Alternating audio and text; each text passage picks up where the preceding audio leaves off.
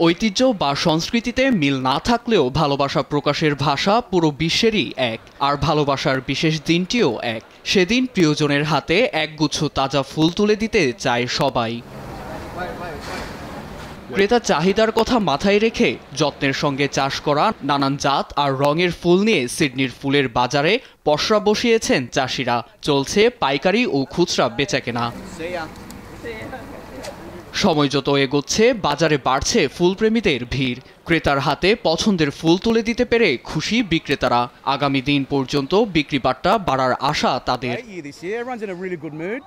সবার মধ্যেই প্রফুল্লতা দেখা যাচ্ছে। 2025 আসলেই একটি দারুণ বছর, আর আশা করছি শুক্রবারটিও ভালো যাবে।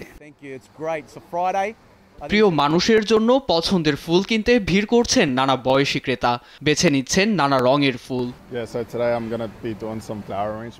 আমার প্রিয় মানুষটির জন্য কিছু ফুল নিতে এসেছি। তার পছন্দ মতোই লাল, গোলাপি, কমলা রঙের ফুলগুলো কিনছি। সেন নদীর কুল ঘেঁষা প্যারিসেও ব্যস্ত সময় পার করছেন দোকানিরা।